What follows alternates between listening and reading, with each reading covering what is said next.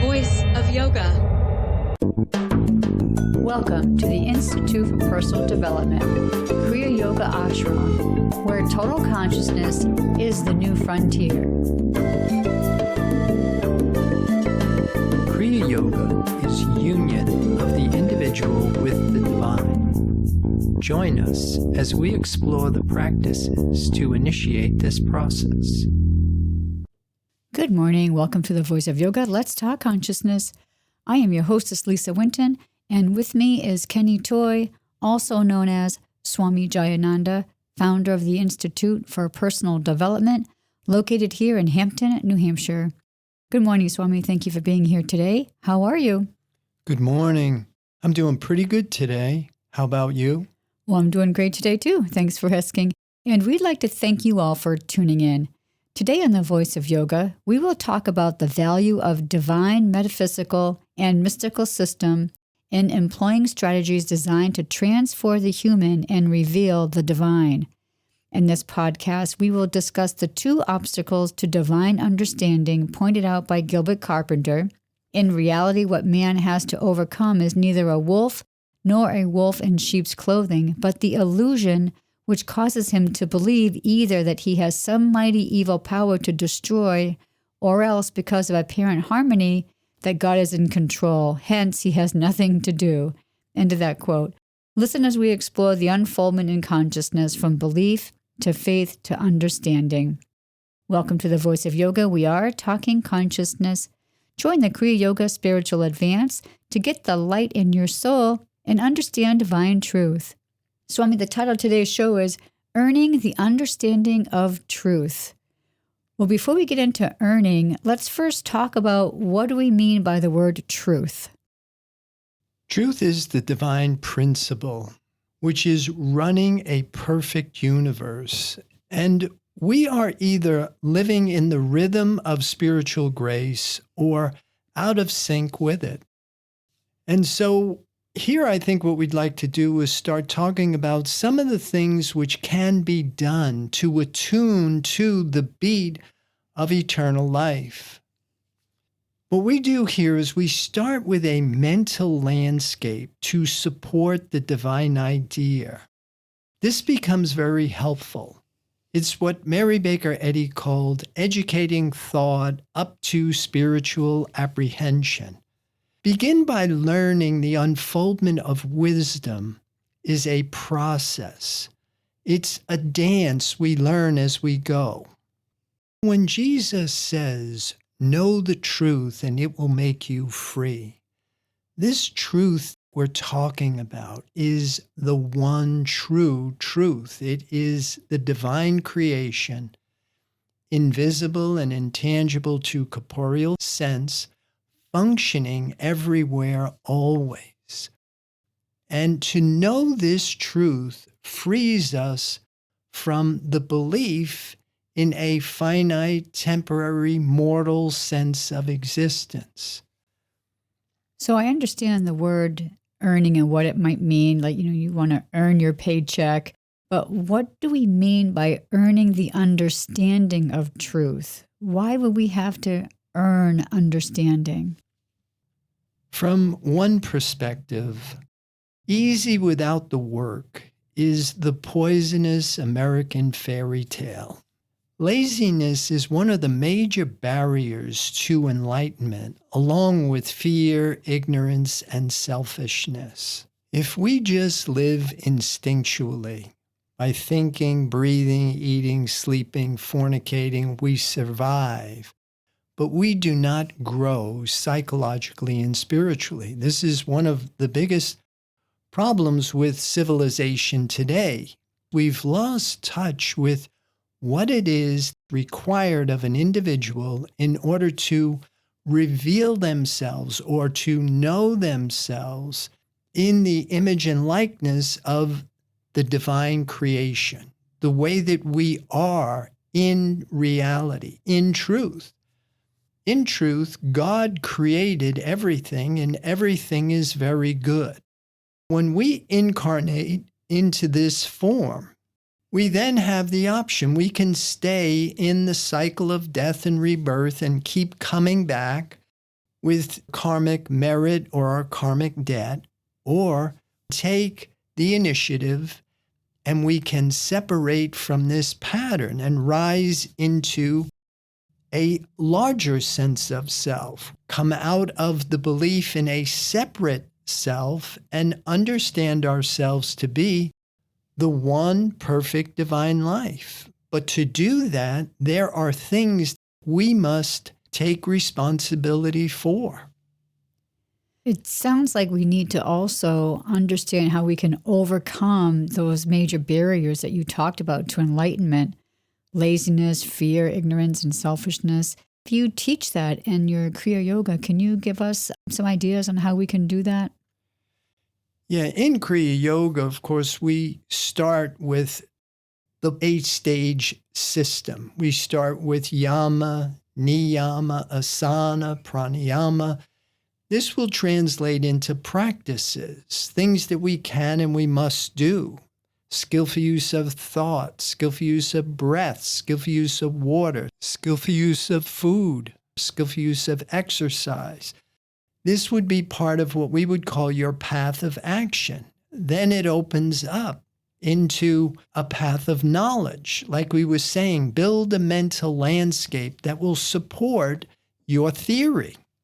And then a path of devotion, dedication, determination, because what you will find is overcoming the pull of world mind is not going to be easy. And so if you have a plan, a tried and true system like Kriya Yoga, it increases your chances of success. You start with an initiation where you rebirth your body and spirit. And this, of course, is literal.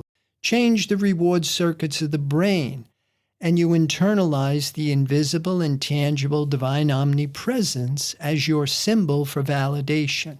The physical body lives in fear, and fear is the defense mechanism for the false sense of self. So we understand that. But by the same token, we need the body and the mortal mind in order for us to symbolically, metaphorically, ride the colt of an ass into Jerusalem, to walk reason through the open door of revelation. Without this preparatory work and these stages in development being met and fulfilled, we will not have the capacity to be able to separate from the influence of world mind. So once we have developed ourselves physically and mentally, then we can start to graduate from belief in the divine principle to eventually faith, where our belief is starting to demonstrate, where we're starting to see the coincidence between the human and the divine in the testimony of our senses.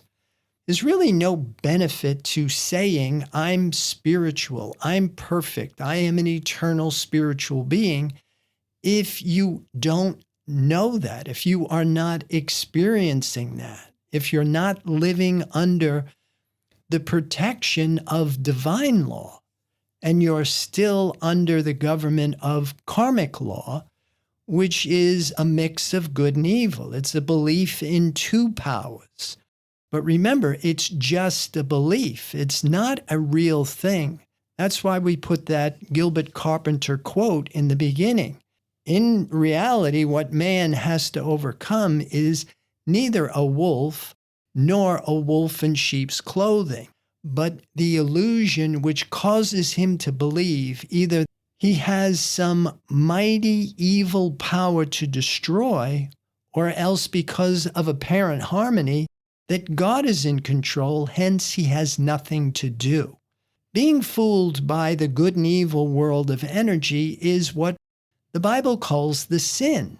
So we want to be educated enough to recognize the difference between mental material energy and the substance of spiritual grace.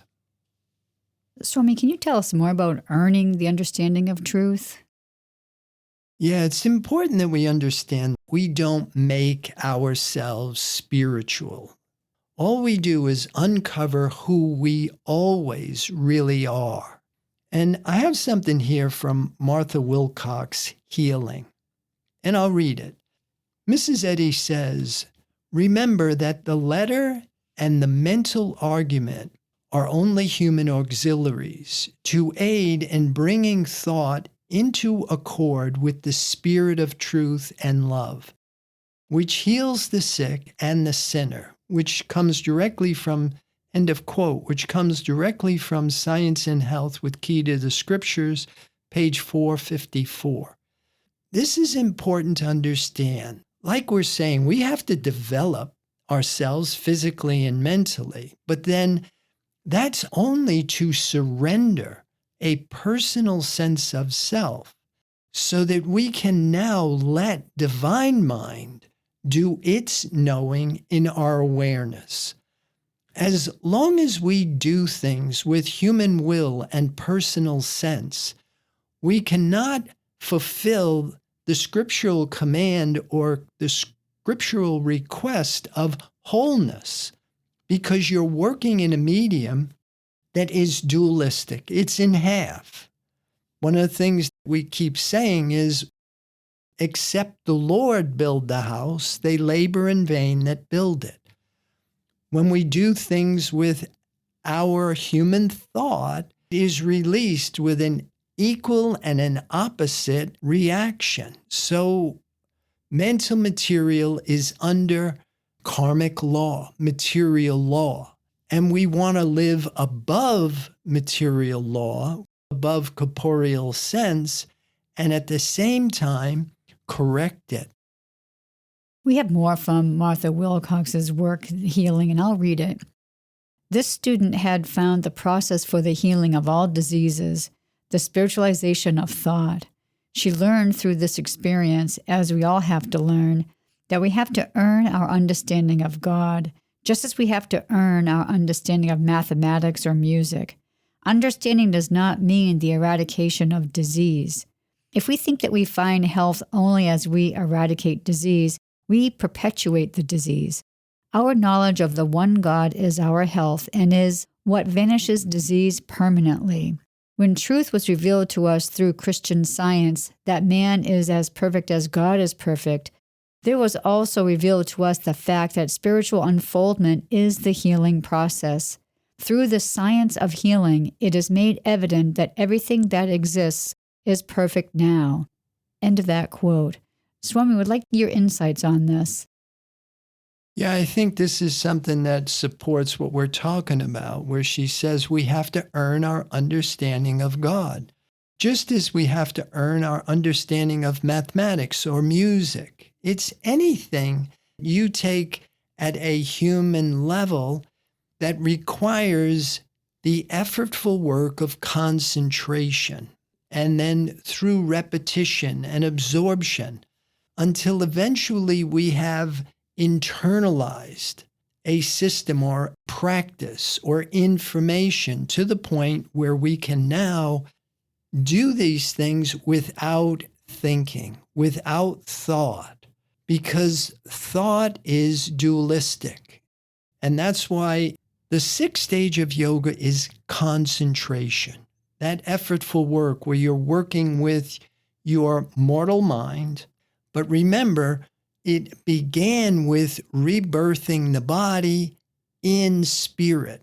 And so once you have joined matter and mind with this limitless source of energy, with truth and wholeness, then the seed of consciousness is impregnated and it begins to grow. The meditative state is where the mind begins to open. Initially, the mind is very small. It's like the size of a quarter, and we're looking through a tiny little keyhole. When that aperture opens and your field of awareness increases, then comes your scope of awareness and your scope of consciousness. Consciousness then starts to reveal a larger, more spiritual picture, primarily because we're not interfering with the divine creation with our mental material veil, which creates an interference pattern and prevents us from seeing what's really always here. And so in Kriya Yoga or in any genuine metaphysical or mystical system, you enlist strategies to control how you think, understand there are modes of thinking, and then learning eventually how to stop thinking with your 5 corporeal senses, and by sowing to the invisible, intangible omnipresence, then we can let divine mind do its knowing in our awareness. And this would be what we would call reflecting the divine image and likeness.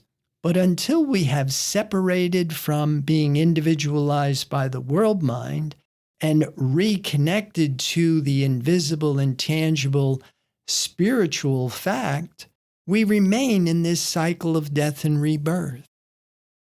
We're going to pause right here to hear a word from our sponsor. Listeners will be back with you in just a few moments.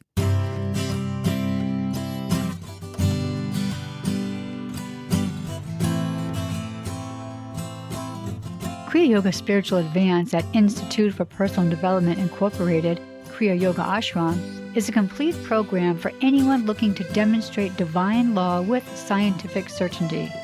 To demonstrate divine law, conscious awareness of divine truth is necessary. The spiritual advance starts with the divine creation, beginning with the principle, life is perfect, resting in the knowledge life is eternal, formless, changeless, and absolute good. The practitioner retreats from the obstructions which are the veiling conditions of the mortal mind, then rests in the knowledge of the divine principle, thus revealing the precept, consciousness is experience. Visit the website www.ipdtransform.com and begin living under spiritual truth. Welcome back. For those who are just joining us, you're listening to The Voice of Yoga, and we are talking consciousness. So I did have a question about the Martha Wilcox quote, and it was, "Our knowledge of the one God is our health and is what vanishes disease permanently." So my question is, what encompasses the knowledge of the one God? Here again, what we're talking about is consciousness. Conscious awareness of the divine principle, the truth of being, the perfection of being. Consciousness is experience. And thinking about is not the same as being conscious of. This is an important distinction we want to be able to make. When is it that I am thinking about the divine principle, as opposed to when am I conscious of it? I oftentimes think about what John Benson would say, true consciousness is true health. Being conscious of the divine creation reveals the truth of our being. And the only way that we can be conscious of the divine creation is through the Christ. Not Jesus, but the saving aspect of truth, the Messiah, the eternal principle that makes the divine creation comprehensive to human consciousness. It's the interface. And everything that we do here is trying to free our thought from the influence of the corporeal senses by linking it to the invisible, intangible, divine omnipresence, and then activating our spiritual senses, resurrecting spiritual sense. In Kriya Yoga, we would call this the opening of our chakra system, the raising of the Kundalini. In Revelations, it is symbolized by the breaking of the seals. And also, they use the term church as opposed to chakra. But church is an equivalent to a chakra because church is Lord's house. House in the Bible means consciousness. So when we have the faculty that enables us to perceive the divine creation, then we are conscious of this divine principle. And if consciousness is experienced, then that's what we experience. A reality that is absolute goodness without opposite. We have a passage here from Gilbert Carpenter's Mary Baker Eddy, Her Spiritual Footsteps. This is from chapter 14, and I'll read it. It requires determination to behold the high goal and walk in its direction. Whereas it seems easy to yield to the human tendency to commemorate the human footsteps, which have little or no spiritual value after they have been taken, since no two individuals ever take the same human footsteps in the journey to the Father. The deification of personality, an error which Mrs. Eddy stresses in no uncertain terms in Miscellany on page 116, makes useless the truth that comes from one so deified. It is idolatry in that it endeavors to satisfy the divine with the products of the human. It personalizes truth by making it seem the product of human fullness instead of human emptiness. It makes truth a development rather than a reflection, something that comes from within rather than from without.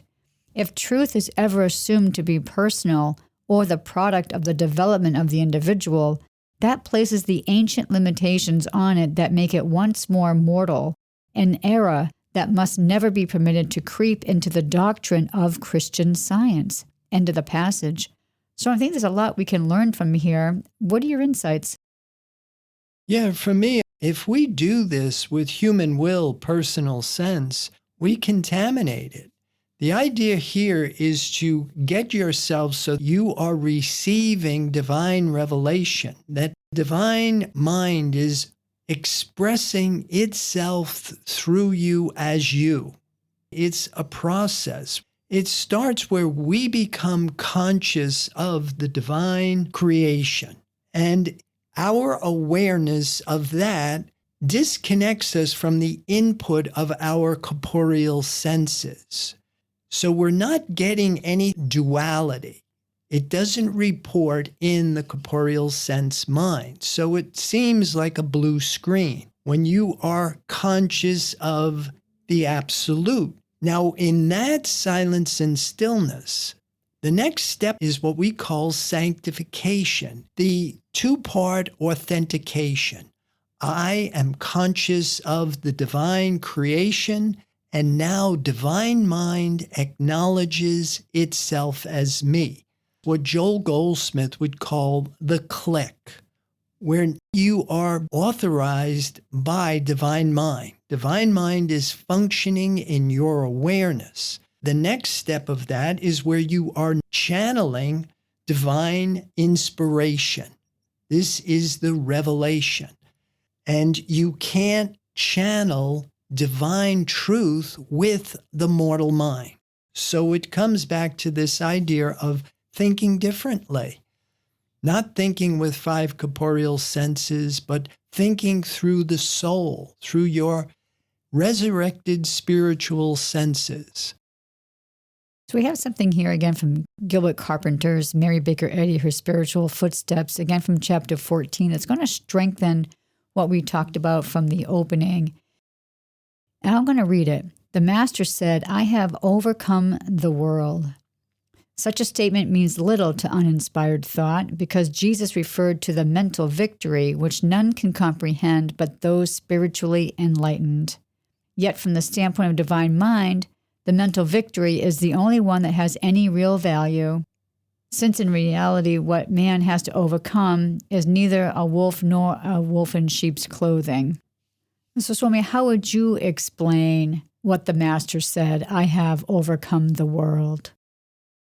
Yeah, we have to understand there is no mental material universe. When he says, "I have overcome the world," I have overcome the belief in a creation other than the divine creation, other than what is perfect, whole, complete, changeless, everywhere, always.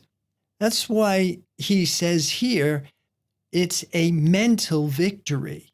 It's not a war. It's not something that we go out and we battle after. This is what Orthodox religion leaves us at. how we live our lives today because we don't know the truth. And we're reacting and believing that the unreal is real. And without leadership and somebody here to show us, demonstrate, like Jesus, spirit is a demonstrable principle. It's a law, but like we say, you have to be conscious of it. Where humanity really needs help is in developing the faculty that enables us to perceive this truth so that we can walk under the protection of divine law without the good and evil concept, the imitation, the human belief in these two powers. We have more here from Gilbert Carpenter. This is from chapter 15, and I'll read it. Mrs. Eddy was continually living more and more in the spiritual until she outgrew the human. Therefore, we are led to conclude that the human should never be brought into the picture except as a waning sense. After she discovered Christian Science, Mrs. Eddy's experience might be said to have been a combination of Jesus' two statements, my God, why hast thou forsaken me? And, into thy hands I commend my spirit. These two never united, for when one came, the other departed. One represented fear, and the other spiritual confidence. One represented his struggle with the animal magnetism, and the other the spiritual supremacy with which he thundered forth the power and revelation of truth. Mrs. Eddy's whole effort was to maintain spiritual cause and to eliminate any opposite belief. It must also be ours. What flows in from a spiritual cause we must strive to retain, and what flows in from the human mind or from the belief in a human cause must be expunged. This rule applies to our comprehension of our leader's life. First, in her experience came a dissatisfaction with the things of the flesh. Then came the recognition that true wisdom never flows from man, but flows into him from a divine source. Even in the Master's experience, there is nothing recorded relative to the human side of his nature that he continually struggled to overcome and eliminate. End of his passage. So there's a lot going on here. What are your thoughts? Yeah, this is exactly what we're trying to do, is learn how to desire that which is invisible and intangible, reformat our identity from mental material to spiritual, and then to begin to demonstrate. We have to resolve the physical body into a mental image capable of receiving divine revelation. And there's a big difference between world mind whispering and divine inspiration. One is dualistic, looks like a lamb, speaks like a dragon, and the other is pure, unadulterated, eternal life, everywhere, always. And we have to know the difference, because that's the sin. That's what in yoga we call avidya, missing the mark. We're drawing from fear and limitation, but we think we're drawing from truth and wholeness. And if you don't put the healing on the table, if you're not getting the coincidence between the human and the divine, then you have to know, I'm not conscious of the divine principle, because divine truth and consciousness resolves things into thoughts, exchanges the objects of sense for the divine idea. It reveals the truth of life. It's perfect. Swami, thank you for all of your insights for today's episode, Earning the Understanding of Truth.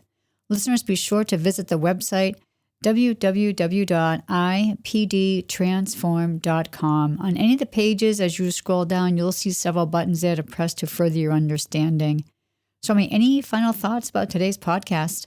Well, I would like to encourage people to join the Kriya Yoga Spiritual Advance, get the light in your soul, and understand divine truth.